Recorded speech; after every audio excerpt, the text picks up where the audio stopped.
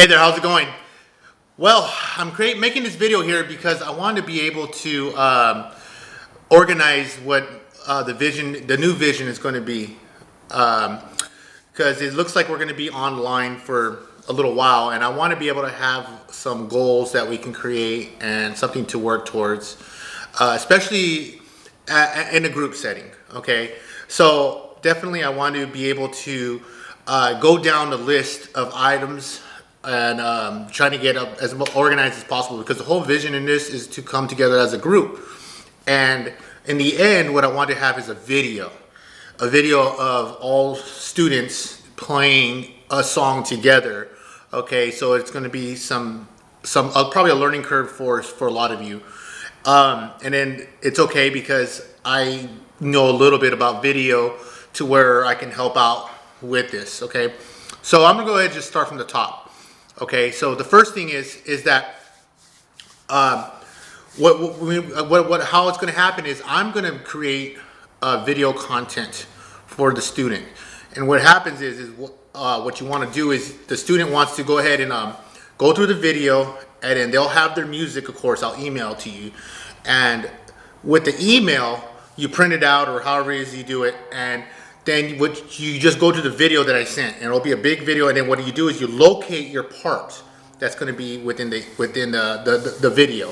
So it might be like 4 minutes in, and then that's where my part's going to be, and then you locate your part, and then you just practice your part along with, because what I'm going to be doing is I'm going to be playing the part. Okay, and then so the student has to follow along. But so that's the first thing, because the video is going to be to a metronome. So if you're not playing exactly what I'm playing with the track, then it's not going to work. You have to be dialing each note in as I play it. So you want to make sure that you get enough practice time in before you go to the video sometimes. So if there's some music that you have to go over and refresh your memory, you go through the music, and then you go to the video, and then you can find the part that's your part, and you just go ahead and play it. And just play it, and you try to play to me. Okay, after that's all done, we will need to start the process of making your own video from home to submit. Okay, so I'm going to walk you down a few steps with that. You will need a camera, of course. A camera phone will be just fine. So if you have an iPhone, Android, any type of phone like that, that'll work. Also, you can utilize you can use a laptop. Camera will work. I have been using my laptop. Actually, the video part of it I've been using a lot more lately, just because it's very, very, very convenient. Because I can have all these programs up while I'm talking to somebody, and for me it's convenient. So it's a little more difficult with the phone, especially if you need other apps, or if you need a metronome and you're trying to video. It just doesn't quite work as well. So if you do, of course, multiple devices is going to be beneficial. You want to have like an iPad or a tablet of some sort, plus a phone if you can, maybe a laptop or even a desktop. And if you don't have all that, just let me know. Send me a message. Hey, Silo, I don't have all that stuff. What can we do? And then we'll figure something out. Okay. You also need a headset or earplugs to hear. Okay, so what you want to definitely, that's going to be a very important part. Not so much to where you have to talk into the headset, but you want to be able to hear the track. Because if you've ever been inside, or if you've ever seen somebody recording in a studio, or if you've ever seen anybody, on stage sometimes, and they have earphones in or something, or a headset in while they're on stage, what they're listening to is the actual track of the music. And then, so it doesn't bleed into the rest of the music. It's only for that person. So same thing if they're recording an isolated track, they can hear the music, but the microphone isn't picking it up. So that's the next step, is having, and it could be the closed ears, or it could be inside ears. It's, as long as you can hear the backing track is what they call it. As long as you can hear the backing track, that's fine. Okay, you would possibly need some lighting depending on how you do your video. Okay, so there's, if you've ever been to my studio here, I got lighting, all kinds of different lights that do all kinds of different things. There's a light on me right now. Oh, blinded. Anyways, there's a light on me right now, and you know, it's just lighting is a crucial part of video. You know, but you don't need the professional lightings that I have. You know, you just can use a simple lamp, and I'll actually probably try to put together something to where I can show you on how to do that. Like, you can get your basic normal lamp that's in the corner of the house, and you can make it work. Okay, it's probably the not most ideal, but it will work. Another way to do it though is during the daytime. So if you do shoot your video, you know, you can shoot it during the daytime. Now, a couple of pointers though is that if you do in the daytime and then you're trying to use the window lighting, make sure that the subject, the student, can see the window. There's no windows behind them, but the light's shining on them, and the camera is going to be right in front of them.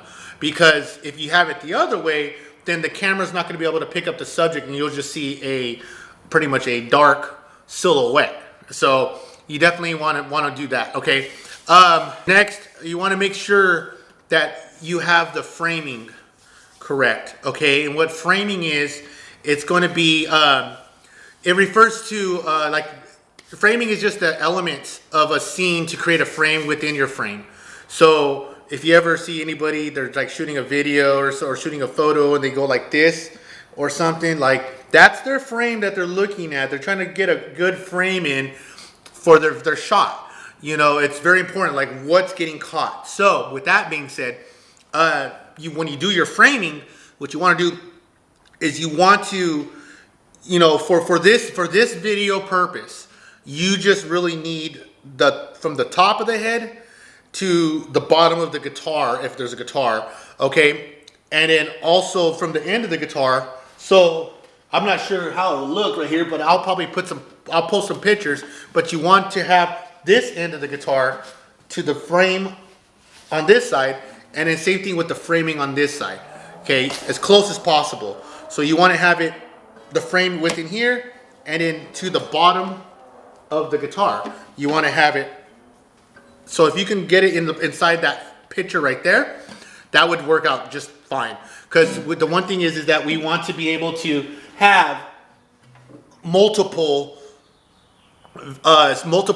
students on the screen. So not too big of a picture, because if there's too much space on top and all this, then whenever I shrink the video you send, it's going to be small, and then the subject, the student, is going to be even smaller. So definitely keep an eye out for that. So now, the next thing is that you can position your camera either with a chair or a table. Okay, so what you're going to want to do is, you know, there are phone holders that you can get. I'll take a picture of the one I have. It was like $5 off Amazon, or $5, $6, $7 off Amazon. I mean, like there's some very, very inexpensive ones that you can get.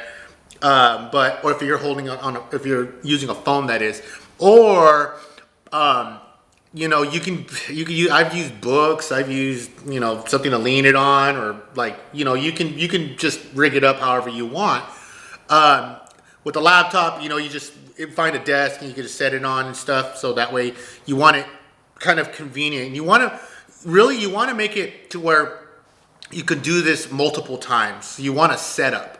You want to have something that's going to be, hey, this is my gear for, you know, shooting a phone video or something, and then you have your little objects that you use to do it, and it's the same way every time, because consistency definitely makes it easier. So that way it's not a struggle every time. Oh, Silo wants another video, and then, you know, and then you got to get all this stuff from around the house. If you can have some stuff that's more dedicated towards it, it definitely would make it a lot easier. All right, now you can definitely keep the video recording the entire time while the student is trying to perform. Okay, you can keep that. So let's say you mess up, or the student messes up, or something, or makes a mistake. You just keep it rolling. You know, you could just keep the camera rolling. Oh, let me just start over, and then you have the earpieces in. You just start it over on YouTube, because it'll be a YouTube link. You start it over on YouTube, and then you'll play. You know, you'll play it again. Okay, then like if you mess up again, then just don't worry about stopping and doing all that. Now, if you probably do 5 mistakes in a row, then you could probably stop the video and then start a new one. Because I could do all the editing on my end for sure. I can just edit everything out, and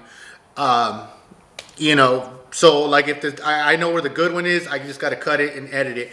So another thing is how do you know if you made a mistake or not? So the way it's going to, like what I was mentioning earlier, is that you have 2 devices. One, you got to have the track playing. Okay, so that's going to be playing. And then the other one, so your other device is going to be recording you. So one device has to record you, and then one other device has to be playing the track. So the track is going to go into the ear of the student. And at that point, they're hearing exactly what they're supposed to be playing. The music might be in front of them, maybe. To make sure if the music is in front of them, then it can't be in the shot of the camera. See, like I actually have a laptop right in front of me, you see, and like I'm reading, all my notes that I made for this video, but you can't really see it. So you want to be able to try to have a setup to where it's like that. That would be a lot easier, of course, in a perfect world. Like I said, if you have a laptop, you could do everything from a laptop. Okay, you could record it from a laptop, have the music on a laptop, have the YouTube channel or the YouTube video on the laptop, and it's all ready to go. So like I said, if you need any help with that or ideas or anything, I definitely can try to help as much as I can. Now, here's the next thing. Is after the video is complete, you will need to upload it, and we will need to get that footage from you.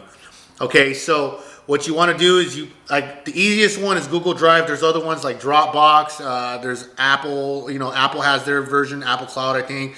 The one I've always used, I have like 100 gigabytes of storage, is Google. Everybody, if you're not using your current drive right now, you have 15 gigs for free. So that's the cool part about it. So like if you have a Gmail or if you use YouTube and you have an account, you most likely have that storage space. So what you do is you upload it, or you have the access to the drive. So what you do is you upload it to the drive, and then all you do is you can either share it to my email.